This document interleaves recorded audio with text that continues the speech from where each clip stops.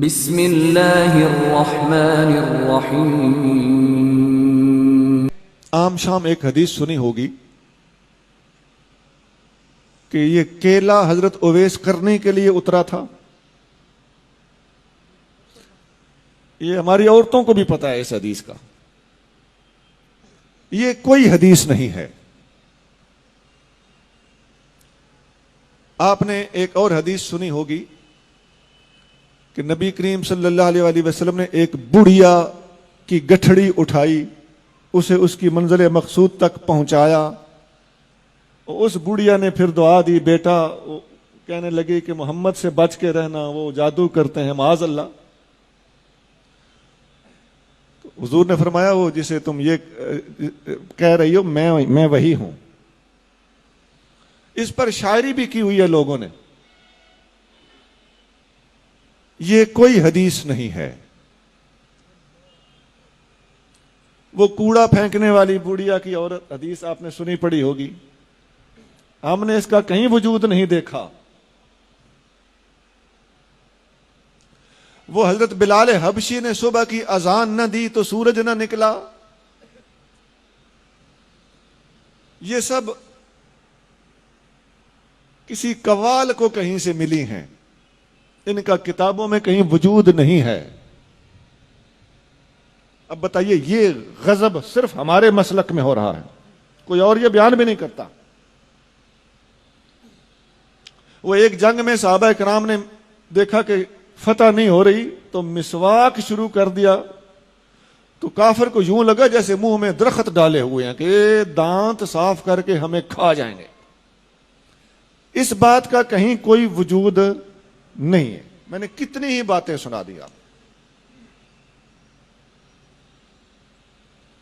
وہ حضور صلی اللہ علیہ وسلم کے پاس ایک بندہ بیٹا لینے آیا تو وہ آپ نے فرمایا کہ تیرے نصیب میں بیٹا نہیں ہے۔ باہر نکلا تو امام حسین رضی اللہ تعالیٰ عنہ کھیل رہے تھے۔ آپ نے فرمایا 1 2 3 4، حضور باہر تشریف لے آئے۔ آپ نے فرمایا حسین بس۔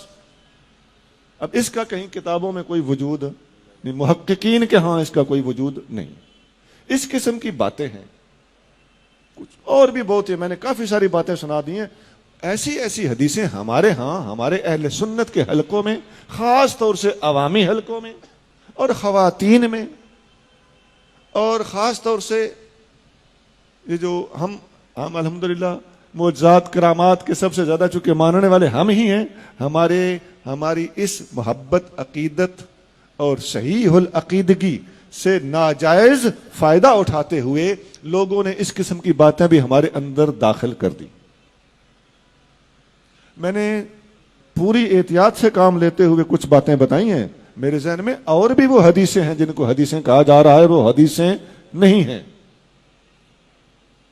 اور ایسا ہے کہ اگر آپ ان کو کسی خاص طور سے کسی سٹیج پہ بیان ہو رہی ہو تو عوام کا کیا قصور؟ میں اپنے بیٹوں سے درخواست کروں گا کہ حدیث آپ نے کنفرم کیے بغیر کبھی بیان نہیں کرنی، اور اگر کوئی بیان کرے آپ کو پتا ہو کہ یہ حدیث نہیں ہے تو اسے ضرور سمجھانا ہے، نہیں تو دین کا بہت بڑا نقصان ہو رہا ہے اور ابھی اور ہو چلا ہے۔ جرت کوئی نہیں کرتا کسی کو سمجھانے کی اپنی عزت بچانے کے لیے۔ جھوٹ بولا جا رہا ہے، اگر آپ سمجھاؤ تو آپ کو کہے گا کہ تیری عقیدت میں فرق ہے، تیری محبت میں فرق ہے۔